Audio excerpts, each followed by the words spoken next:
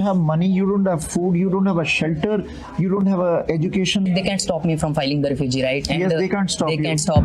We've got some new, extraordinarily dirty tactics coming from the Liberals. Welcome back to Moose and Loose. My name's David. Today's top story here. We've got the Liberals putting in petitions, multiple petitions, trying to force Pierre Poilievre to get his security clearance. That's how badly they don't want him to be able to talk about foreign interference in Canada. And they're using this recent non-scandal, conservative scandal, the foreign interference thing that's going on, as the linchpin. We also got some updates on the Canadian dollar and among some other stuff. Let's jump into this. Starting with the dollar, we've got this one right now. It says, coming from Table Salt, traders know the government only has one play here, cut rates without the rest of the world. And we can see our dollar is dropping off a cliff. This is not good. We also got this one from Table Salt. It says the government of Canada was short $63 billion in cash during middle 2 quarters of 2024 and was forced to borrow this amount to keep cash in the bank. Also, Canada is now paying $5 billion a month in interest. New documents reveal. So we've got that number here. Christy Freeland's been getting this asked a lot recently. She has a press conference today. We're not going to bring it up. It's just all word salad. She says no recession's coming. Everything's all fine in Canada. Something else I mentioned the other day, I noticed Table Salt posted this as well. He's got Dominic LeBlanc circled here. As I mentioned, Justin Trudeau, Dominic LeBlanc, and Katie Telford go down to Mar-a-Lago, meet with Trump.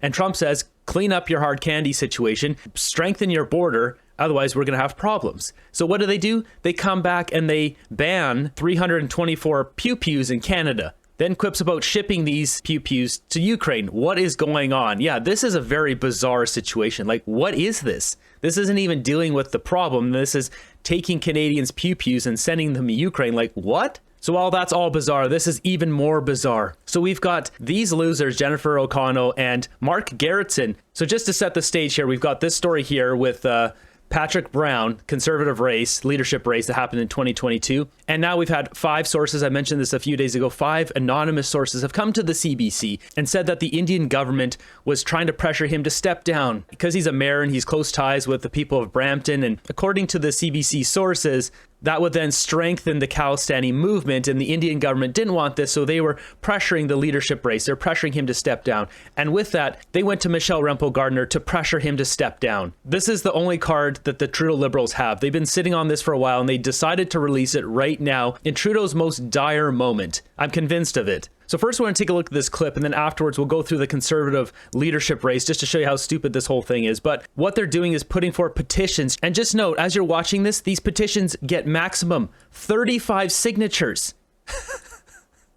This petition is very timely given that there are serious allegations that the leader of the opposition could not win leadership unless someone's finger was on the scale. So he could not win leadership unless someone's finger was on the scale. We're going to just take a look at this after. Mr. Speaker, I also note that in this petition, the undersigned residents of Canada are calling on the leader of the Conservative Party to get his security clearance and take action to help stop foreign governments from interfering in Canada and targeting Canadians. Thank you so much. Point of order, the Honourable Deputy House Leader. I know I don't have the best. Order. Let me just wait for things to quiet down. Wish that you could ask members in the House to be a little quieter, so that I'm sitting 4 seats away and I couldn't hear the member. All right. This guy's such a loser, like an absolute loser in life. So they're putting forward these petitions, and they've done this multiple times. You can see it here. So Mark Gerritsen's last one, 32 signatures. That's right, 32 people supported this stupid petition. And here's a list of them here. We've got 32, 33, 35, 34, 30, and 39, with a total, all the petitions, not even 200, 197. So I brought up all the petitions here. This is really embarrassing. Like, they all say the exact same thing. Just, it's copy and paste. You can see this one from Mark Gerritsen. It says the RCMP has reported to the government in India that has interfered with Canada's elections, blah, blah, blah. We undersigned residents of Canada are calling... Come on. You guys are getting 32 signatures. What are you going around getting all the Liberals to sign this? Getting your dog to sign it? We're calling on the leader of the Conservative Party to get a security clearance and take action to help stop foreign governments from interfering in Canada and targeting Canadians. You guys are trying to silence Poilievre with this bull crap. So Mark Gerritsen put this one forward. We got this one here, Joanne Thompson. We got this one here, Jennifer O'Connell. Got another one from Mark Gerritsen. Who else? And finally, the Goblin Commander himself here, Kevin. As you can see here, it's the exact same wording on every single one. extorted Canadians on Canadian soil, extorted Canadians on Canadian soil. These petitions here have basically exposed what they want most, and is Pierre Poilievre not being able to talk on foreign interference. Is this a party strategy? This is embarrassing. This is so humiliating. Now, it's important to note, remember at the beginning here what she said? The leader of the opposition could not win leadership unless someone's finger was on the scale.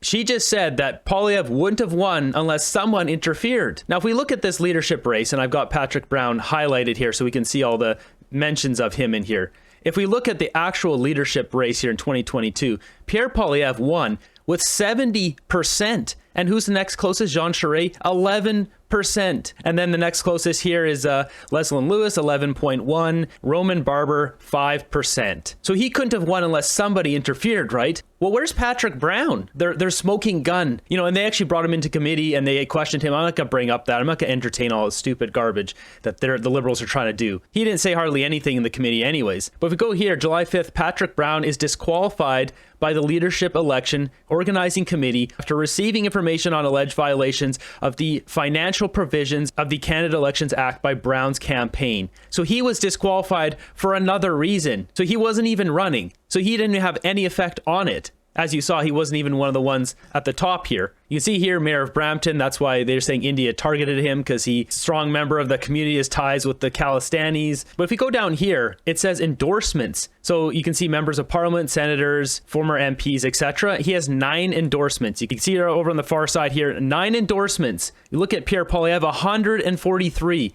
But Poilievre couldn't have won unless they interfered. Yeah, right. What a load of crap. Furthermore, if we go down here, membership sales. This is membership sold through the online portal. Pierre Poilievre has brought in 300 and almost 12,000 memberships. Patrick Brown, 62,000. We look at fundraising. Patrick Brown brought in a total of 678,000. Pierre Poilievre, 5.1 million. If we look at this one here, it says preferred leader, Patrick Brown. You can see all the different polling on the sides here. Patrick Brown, 4%, 2%. The highest here is 10%. 4%, 5%, 3%. Pierre Poilievre, 52, 48, 44, 57, 66. This is not even remotely close. And the second closest guy is Jean Charest. You can see here 20%, 14%. This is embarrassing that the CBC is running this. They're trying to smear Pierre Poilievre. I think for pulling this kind of crap, Jennifer O'Connell, Mark Garrison, like, toss them out. Remove them as MPs. Like, they should just be fired. 32 signatures is embarrassing. If you look at any of the recent petitions by Canadians, we're getting, I think the highest one was like 400,000 or 500,000 signatures, the one to get rid of Trudeau.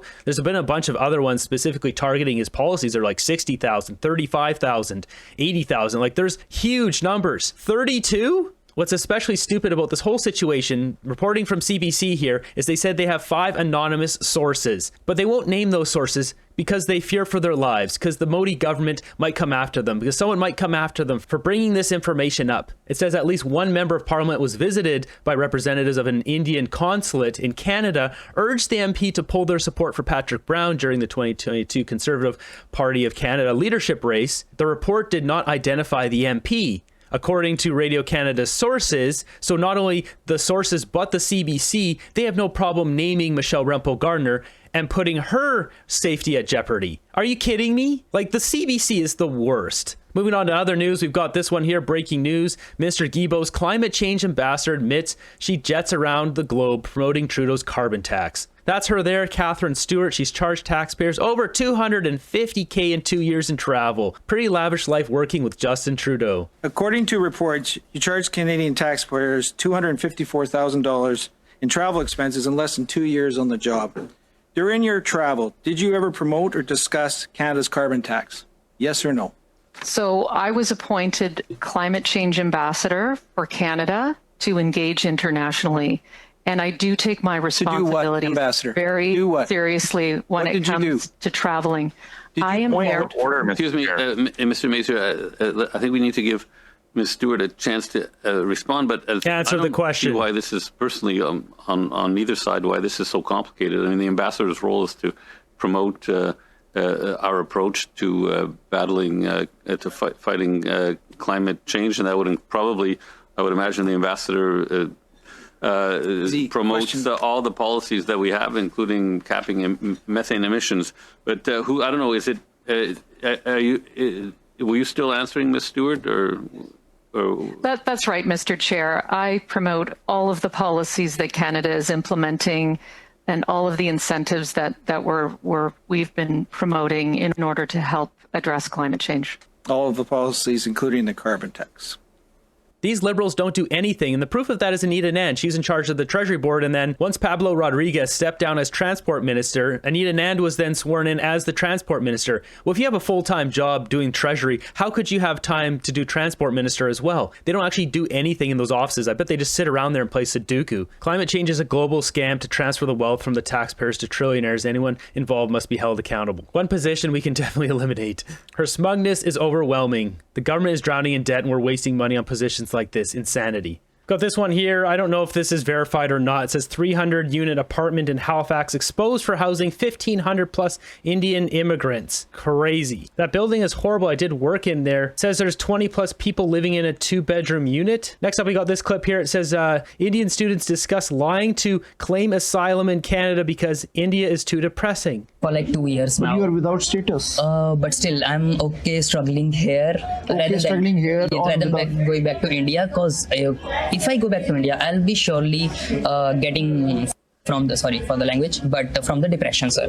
Because I have so much loan on my parents had tried, they are still paying it, and there's no way I can pay that loan. So what from you do then further? You don't have money, you don't have food, you don't have a shelter, you don't have a education like a study visa. Your status is expired. So what your plan? How will you do further?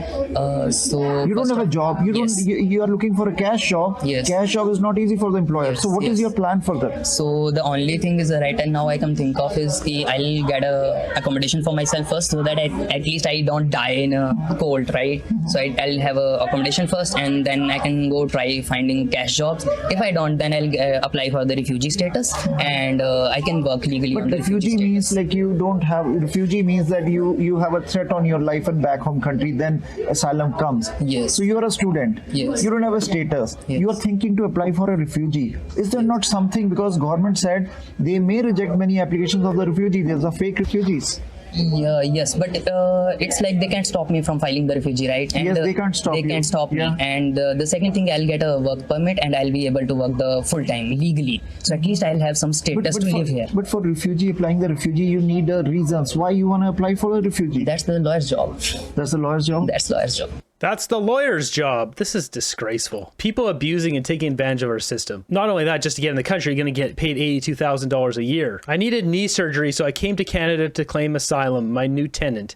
Yeah, basically. Next up, we got this one here. Macron, he doesn't want to step down, even though he's essentially voted out. It says Macron resists calls to resign, vows to name a new French PM within days. So technically, he's got a 5-year limit here. And even though he has to step down, he's going to get someone else to step in. Clouds forming over a country in political crisis.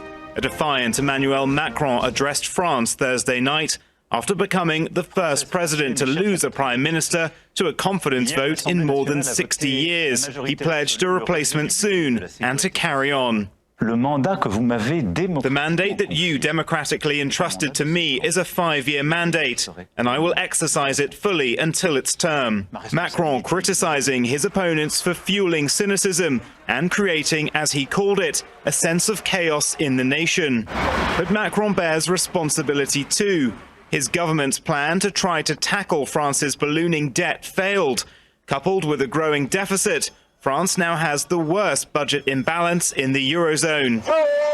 On the streets of Paris today, protesters vented their frustrations with yet more uncertainty. Now we are asking civil servants and the people generally to soak up the debt, and that's just not possible. At European Union headquarters in Brussels, there are rising concerns that political vacuums in its 2 biggest economies, France and Germany, could spell broader trouble. France needs to find its way out of this political deadlock into an economy that is more dynamic, grows faster, and is able to bring down its fiscal deficit. Macron's next opportunity to appear presidential comes this weekend at the reopening of Notre Dame. His vow to restore the cathedral within 5 years, a political promise kept. But he may well be tempted to say a little prayer for his political future. You've got the left falling in America, you've got the left falling in France, and soon it'll be the left falling in Canada. Next up, we got this one. It says majority of Canadians want to abolish DEI hiring quotas, poll reveals. According to the poll here, only 27% of the respondents said yes to the question, when companies hire people, is it important for employers to take their cultural background into account? 57% said no, 15% said I don't know. It's ridiculous to just be hiring the best person for the job. Do you want to be hiring a pilot who's good at flying the plane, or do you want to be hiring a pilot that fits into the DEI protocol? It's ridiculous. There we have it. Liberals trying to force Pierre Poilievre to get that security clearance. That way he can't speak about likely the Liberals' foreign interference they're involved in. It's just something every day here in Canada. Not a moral bone in those Liberals' bodies. They don't know how to act and govern with honor. What will be the scandal tomorrow?